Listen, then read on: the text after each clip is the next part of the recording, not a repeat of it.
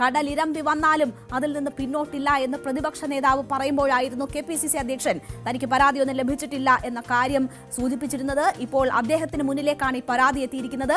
ആ പരാതി കിട്ടി എന്നത് KPCC അധ്യക്ഷൻ സ്ഥിരീകരിക്കുകയാണ്. കൂടുതൽ നടപടികൾ വേണമോ എന്നത് ആലോചിച്ച് തീരുമാനിക്കും നേതൃത്വം എന്നതാണ് അദ്ദേഹത്തിന്റെ പ്രതികരണം ഉണ്ടായിട്ടുള്ളത്. അദ്ദേഹത്തിന്റെ പ്രതികരണം ഒന്ന് കേൾക്കാം. അതിലെ വിശദാംശങ്ങൾ എവിടെയാണെന്നോ ഡേറ്റോ അങ്ങനത്തെ ഡീറ്റെയിൽസ് ഒന്നുമില്ല. അതിനെ സംബന്ധിച്ച് പോലീസിന്റെ ശ്രദ്ധയിൽ, ക്രൈംബ്രാഞ്ചിന്റെ ശ്രദ്ധയിൽ ഈ കാര്യം പെട്ടിട്ടുണ്ടെന്ന് പരാതിയിൽ പറഞ്ഞിട്ടുണ്ട്. പരാതിക്കാരിയുടെ വിശദാംശങ്ങളുമില്ല. വിശദാംശങ്ങളുണ്ടെങ്കിലും വെളിപ്പെടുത്താൻ പാടില്ല.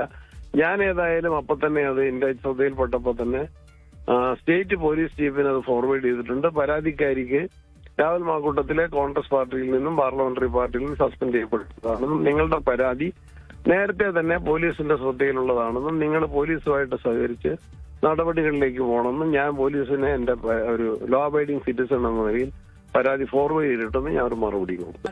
അവര് തന്നെ സമ്മതിച്ചല്ലോ എനിക്ക് പരാതി ഇല്ലായിരുന്നു. എനിക്കാരും പരാതി തന്നിട്ടില്ല. ഞാൻ KPCC പ്രസിഡന്റായിട്ട് 7 മാസമായാണ്. എനിക്കാരും പരാതി തന്നിട്ടില്ല. എനിക്ക് this is the first time that I am getting A complaint and then and there immediately I forward the same to the police. അതൊന്നും ഞാൻ പറയാൻ പറ്റില്ല. ഐക്യരോക്ഷ അതെല്ലാം തെരഞ്ഞെടുപ്പിന്റെ വിഷയങ്ങൾ വേറെ. ആ വിഷയങ്ങൾ ഗൗരവമായിട്ട് തന്നെ പറഞ്ഞിട്ടുണ്ട്. ജനങ്ങൾക്ക് നന്നായിട്ട് അറിയാം.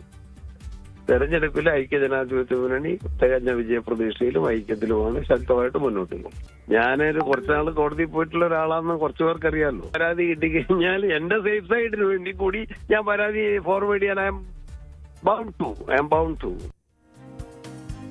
നോക്കൂ, എന്തൊരു മറുപടിയാണ് KPCC അധ്യക്ഷൻ പറഞ്ഞതെന്ന് നോക്കൂ. താൻ ചെയ്തോ എന്ന് ചോദിച്ചാൽ ചെയ്തു എന്ന് വരുത്താൻ വേണ്ടി മാത്രം ആ പരാതി കൈമാറി എന്നതിനപ്പുറം എന്തെങ്കിലും മാറ്റം അദ്ദേഹത്തിന്റെ നിലപാടിൽ ഉണ്ടോ എന്ന് നോക്കൂ. അദ്ദേഹത്തിന് ഒരു നിലപാട് ഈ വിഷയത്തിൽ ഇല്ല എന്നതാണ് അദ്ദേഹത്തിന്റെ ഈ പ്രതികരണത്തിൽ നിന്ന് മനസ്സിലാകുന്നത്. ഇതിൽ പരാതിക്കാരിയുടെ പേരില്ല, നാടില്ല, അഡ്രസ് ഇല്ല തുടങ്ങിയ കാര്യങ്ങളാണ് അദ്ദേഹം സൂചിപ്പിക്കുന്നത്. എന്തിനാണ് അവരുടെ പാർട്ടിക്കാർക്ക് സമൂഹ മാധ്യമത്തിൽ അധിക്ഷേപിക്കാൻ ഇട്ടുകൊടുക്കാൻ വേണ്ടിയാണോ ആ പേര് അദ്ദേഹം അന്വേഷിക്കുന്നതെന്ന് അറിയില്ല. കാരണം ഇത്രയും അധികം ഗുരുതരമായ പരാതികൾ വീണ്ടും വീണ്ടും പെൺകുട്ടികൾ പറയുകയാണ്. അയാൾ അധികാര സ്വാധീനം ഉപയോഗിച്ച് എങ്ങനെയൊക്കെ വേട്ടയാടിയെന്ന പെൺകുട്ടികളുടെ പരാതികൾ ആവർത്തിക്കുമ്പോൾ അങ്ങനെ ഒരു KPCC അധ്യക്ഷന്റെ ആ രീതിയിലുള്ള ഒരു പ്രതികരണമായി നമുക്കതിനെ കാണാൻ കഴിയില്ല.